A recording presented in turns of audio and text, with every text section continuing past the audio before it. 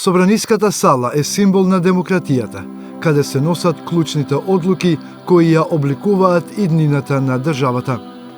Нејзината архитектура и историја не само што ја одразуваат политичката еволуција на земјата, туку служи и како место за собир на луѓе со различни ставови и идеи. Зградата на Собранието е една од најмонументалните градби во Република Северна Македонија, за која во 1930 година бил распишан и конкурс за проектирање, а изградена е во 1938 година по проект на чешкиот архитект Виктор Ј. Худак. Во 1967 година е извршено првото реновирање на ентериерот на салата, додека пак внатрешниот изглед се должи на реновирањето од 1998-99 година, кога е изведен нов ентериер, нова опрема за седење со работни пултови и засебен председателски пулт.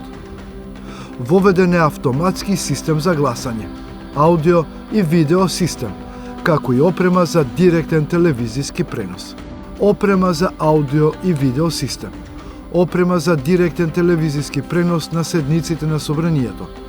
На постојната галерија има одвоено засебна ложа за членовите на кабинетот на председателот на државата.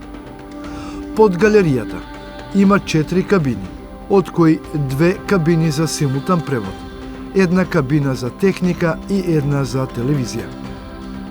Салата е со ширина од 14,5 метри, должина од 21,3 метри и корисна нето површина од 310 метри квадратни, додека пак корисната висина на салата е 8,9 метри. Таа е опремена со соодветна техника, монитори на кои се прикажува распоредот на пратениците што се пријавени за дискусија, како и прикажување на резултатите од гласањето. Првата седница во реновираната сала број 1, или парламентарна сала, се одржа на 19 мај 1999 година.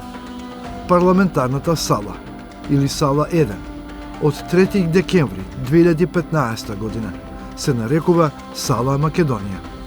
Сите ѕидови до висината на галеријата се обложени со ламперија, додека пак ѕидовите над ламперијата се украсени со 4 мозаици, сите со посебна тематика, изработени од уметникот Газафер Бајрам.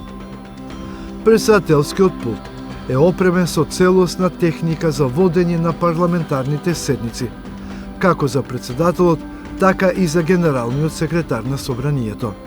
А исто така има и засебни маси за операторите на техника, за записничарите, а во средина е поставена говорницата.